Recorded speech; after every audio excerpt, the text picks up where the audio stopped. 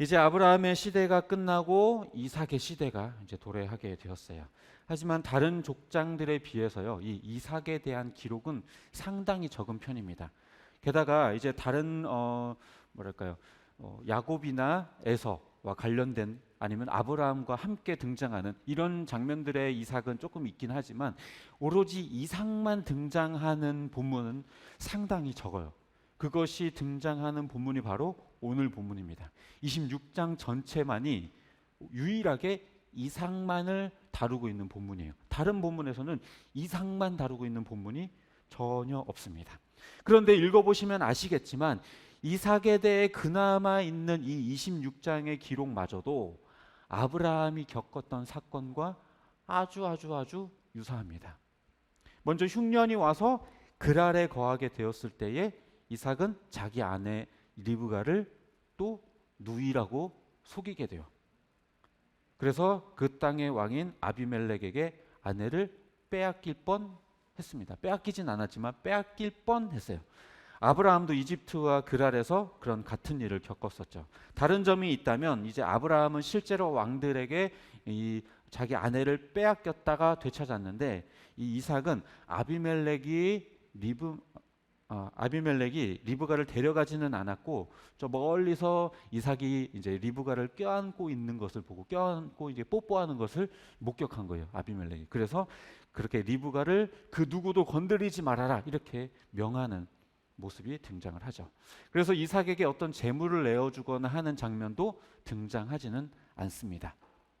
또 이삭이 아브라함과 다르게 부자가 된 그 사건은요, 이 아내를 빼앗겼다가 얻는 재물 덕분에 된 것이 아니라 그 땅에서 농사를 지어서 많은 곡식을 얻어서 그렇게 부유하게 되었다라고 오늘 본문에서는 기록을 하고 있습니다. 그렇게 이삭은 이집트로 내려가지 말라는 하나님의 말씀에 순종했고 이에 하나님께서 복을 주신 거죠. 그러자 이제 이 이삭이 부유케 되는 것, 이제 농사를 잘 지었다라는 말은 무슨 말이에요? 물을 잘 데웠다는 얘기죠. 물을 잘 데웠다라는 말은 우물을 잘 퍼서 거기 우물에서 물을 길어 올렸다라는 얘기입니다. 그것을 이제 그랄 주민들이 이 시기를 해서 이 아브라함이 파놨었던 그 우물들을 다 메워버렸어요. 그러면서 또 아비멜렉도 당신 우리 땅에서 나가라 이렇게 내쫓아 버렸어요. 결국에 이삭은 자기 자리를 옮겨서 이제 그랄 평원에서 아브라함이 팠었던 우물들을 다시 파게 됩니다. 왜냐하면 이제 아브라함이 팠던 우물들을 이제 그랄 주민들이 다 메워버렸기 때문에 다 사라진 이후였는데 또 다시 파게 된 거예요. 그런데 이삭이 판 우물들을 또 그랄 주민들이 또 쫓아와서 다투면서 이건 우리들의 우물이다 하면서 몇 차례 빼앗아 가게 됩니다. 그러다가 이제 마지막에 팠었던 우물들이 이제 다툼이 일어나지 않으니까 그 우물을 이름하여 르호봇이라고 이름을 하게 되죠. 그러면서 하나님께서 이 우물을 기점으로 더 확장시켜 주실 것이다 이렇게 믿음의 고백을 하게 되죠. 그런데요, 이 소식을 이제 아비멜렉이 듣고 나서요, 이삭에게 떠나라고 해놓고서 곧 또 브엘세바에 이 이삭이 이르렀을 때에 아비멜렉이 이삭에게 찾아오게 됩니다. 찾아와서 또 평화 협정을 맺게 되죠.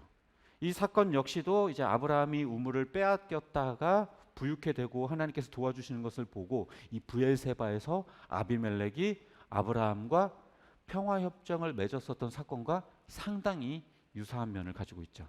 다른 점이 있다라고 한다면 이삭과의 협정에서는 어떤 대가가 오고 가지 않아요. 아브라함의 경우에는 그 우물의 값을 지불했죠. 그러나 이삭의 경우에는 그저 말로만 협정을 맺은 것으로 보여요. 왜 그랬을까요? 왜 말로만 협정을 맺었을까요?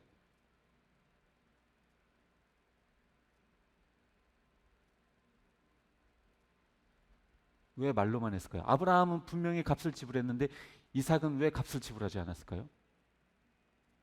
왜냐하면 이미 지불된 것이기 때문에, 이미 평화협정에도 그 체결을 위한 그 값들이 다 대가가 치러졌던 것이기 때문에 이삭은 더 이상 대가를 지불할 이유가 없는 것이죠.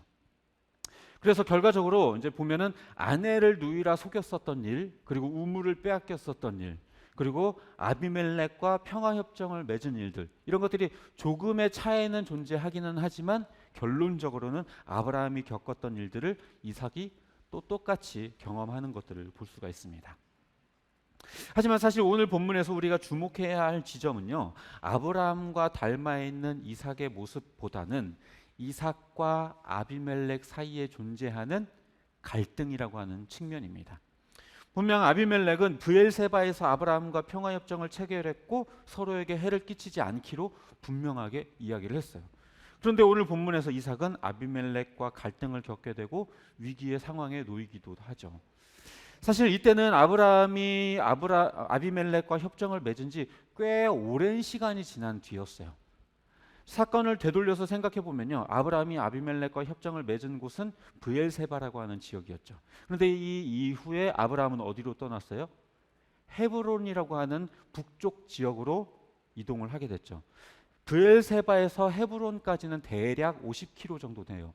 그래서 50km 정도 북쪽으로 이동을 해서 그곳에서 살다가 어떻게 되냐면 자기 아내 사라가 죽게 되어서 막벨라 굴을 사서 거기에 자기 아내를 매장하게 됐죠.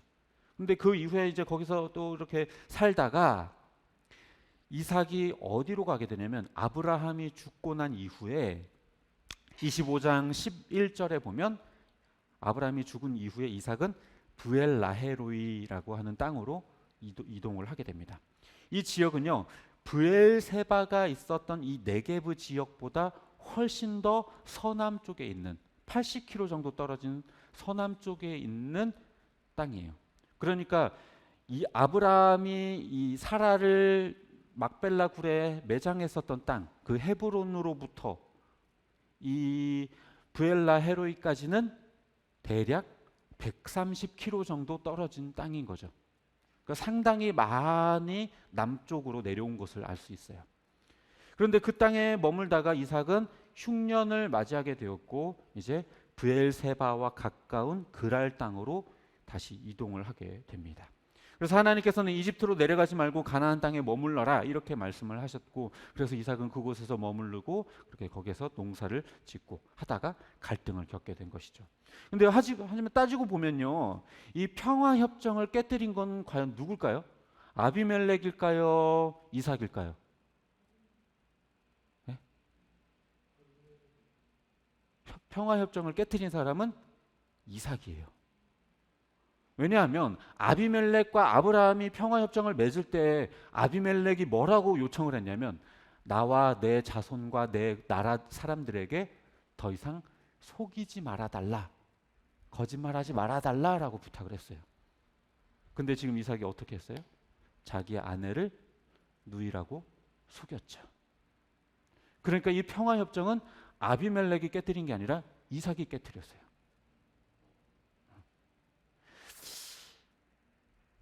사라를 아내로 삼으려다가 호되게 당했었던 그 기억이 있었기 때문에 그런 요청을 했었던 아비멜렉이잖아요. 그런데 이삭이 그랄 땅에 들어와서 리브가를 자기 아내라고 속였어요. 왜? 자기가 죽을까 봐. 아버지와 함께 아버지가 아비멜렉과 맺었던 평화협정을 분명히 이삭도 알고 있었을 거예요. 그럼에도 불구하고 그런 아비멜렉과 맺었던 평화협정을 깨뜨리고 속여버렸어요. 그 사실을 알게 되었을 때 아마 아비멜렉은 굉장히 화가 나고 답답했을 거예요. 하지만 또다시 하나님은 아브라함에게 그러셨던 것처럼 이삭에게 복을 주시고 이삭이 훨씬 더 잘 되게 되었어요. 그러니 아비멜렉 입장에서는 너무 화가 나는 거죠. 그러니 이제 그 그랄 사람들이 우물을 메워버렸을 때 그 사실을 다 들었을 겁니다. 아비멜렉도. 하지만 그럼에도 불구하고 자기 백성들을 단돌이 하는 게 아니라 이삭더러 떠나달라라고 요청을 하게 되는 거죠. 그래서 결국에 이삭은 자리를 옮겨 또 우물을 팠는데요. 그랄 사람들은 계속해서 우물을 빼앗습니다. 하지만 결과적으로는 어떻게 돼요? 또 우물을 얻게 되고 계속해서 물이 나와요. 그 광야 땅은요, 그냥 아무데나 그냥 대충 구멍 뚫다고 물이 나오는 땅이 아니거든요. 정말 이거는 하나님이 도와주시지 않으면 우물을 찾는 게 쉬운 일은 아니에요. 근데 팔 때마다 물을 얻는다라는 거는 정말 하나님이 돕지 않고는 되는 일이 아니에요. 그래서 아마 아비멜렉은 이때쯤 아마 깨달았을 거예요. 이삭이 아무리 잘못했고 평화협정을 깨뜨렸지만 하나님은 결국에 이삭 편이구나. 이삭 편을 들어주는구나 라는 것을 아마 깨닫게 되었을 것입니다. 그래서 아비멜렉은 어쩔 수 없이 이 이삭에게 뭔가 당하지 않으려면, 하나님 편에 서 있는 이 이삭이 우리를 괴롭히게 되면 분명히 우리가 지게 될 테니 이삭과 평화협정을 맺어야 되겠다라고 생각을 해서 평화협정을 맺게 된 것이죠. 그러니까 정리를 해보자면 이삭 역시도 아브라함이 했던 것처럼 똑같이 믿음이 부족했고 굉장히 좌충우돌하는 모습을 보여요. 거짓말하고 그렇게 잘 제멋대로 사는 모습들을 보여줍니다. 하지만 그럼에도 불구하고 하나님은 신실하게 이삭의 편이 되어주셔요. 잘못은 이삭이 했는데도 불구하고. 말씀을 정리하도록 하겠습니다. 오늘 본문은요, 아브라함의 삶과 매우 닮아 있어요. 이 반복된 역사가 우리에게 보여주는 건 도대체 무엇일까요? 세대가 변하고 시간이 흘러도 결과적으로 하나님의 신실하심은 변하지 않는다는 것을 우리에게 보여주고 있습니다. 아브라함은 하나님의 인도하심 끝에 주를 온전히 신뢰하는 사람이 되었는데 그의 아들 이삭은 또 그렇지 못했어요. 또 거짓말하고 또 어리석고 또 하나님을 온전히 신뢰하지 못하는 그런 모습을 보이게 되죠. 하지만 하나님은 그런 이삭을 답답해하지 않고 여전히 신실하게 이삭을 인도하시고 품어주십니다. 사실요, 인간관계 속에서요, 똑같은 실수를 또다시 반복하는 사람이 있으면요, 어때요? 상당히 화가 나고 짜증나죠. 지난번에도 이 실수를 저질렀는데 또 해? 먹이려고 이러나? 나한테 일부러 이러나? 저희 아내가 턱으로 네가 그렇잖아 이렇게 표시를 하는데 서로 그래요. 저나 아내나 저 일부러 그러나? 저도 아내를 보면서 분명히 지난번에 이랬는데 또 그래? 아내도 저를 보면서 분명 또 그래? 이러면서 답답해하고 화가 막 치밀어 오르죠. 하지만 하나님은요, 아브라함의 실수가 반복되었을 때에도, 그리고 이삭이 그 실수를 또 반복할 때에도 화내지 않으시고 분노하지 않으시고 참으시고 여전히 그 신실하신 언약을 따라 인도하시는 모습을 보여주시고 복 주시고 계십니다. 왜냐하면 아브라함에게 향했던 하나님의 언약이라고 하는 것은 그냥 일회성으로 끝나는 게 아니라 영원토록 그 후손에게 계속해서 이어지는 것이기 때문입니다. 아브라함은 믿음의 조상이에요. 따라서 아브라함의 그 믿음을 따라 우리도 하나님을 믿는 자들은 결과적으로 아브라함의 후손이죠. 따라서 아브라함에게 주었던 그 언약의 신실함은 여전히 우리에게 흘러오고 있는 것입니다. 그래서 여전히 우리가 똑같은 죄를 반복하고 같은 실수를 반복하더라도 하나님께서는 우리를 향해서 그 신실함을 여전히 내비쳐주고 계신 것입니다. 우리의 삶이 어때요? 조금 변화되는 것 같다가, 조금 신앙적으로 깊어지는 것 같다가, 조금 뒤돌아보면 금방 언제 그랬냐는 듯이 제자리로 돌아오는 우리들의 모습이 있죠. 하지만 그런 우리여도 하나님은 포기하지 않고 버리지 않고 여전히 우리를 향해 신실하게 그 언약을 이행하고 계십니다. 역사 속에서요, 성경에 등장하는 역사 속에서 하나님은 자기 백성을 단 한 번도 버리신 적이 없어요. 단 한 번도 포기하신 적이 없어요. 때로 그들의 죄로 인해서 그들을 징계하고 때리신 적은 있지만 그렇다고 해서 결코 완전히 내팽개치신 적은 단 한 번도 없습니다. 성경 말씀은요, 계속해서 그걸 보여주고 있어요. 그 역사가 계속해서 반복되고 있어요. 성경의 기록은요, 계속 그 역사예요. 인간은 실수하고 하나님은 품어주시고 인간은 또다시 범죄하고 하나님은 또 인도하시고, 이 역사가 반복되는 게 바로 성경의 내용입니다. 그런 점에서 아브라함의 역사가 이삭에게 반복되었던 것은 결국 인간의 죄와 실수는 늘 반복되고 그럼에도 불구하고 하나님의 신실하신 언약은 또다시 반복된다라는 것을 우리에게 보여주고 있는 거예요. 인간의 반복된 역사, 그것은 피할 수 없고 어쩌면 너무 당연한 겁니다. 그럼에도 불구하고 우리를 신실하게 인도하시는 하나님의 은혜는 또 계속 반복됩니다. 성경에서 반복되는 역사, 그것은 반복된 인간의 역사와 반복된 하나님의 신실하심을 보여주는 증거인 것이죠.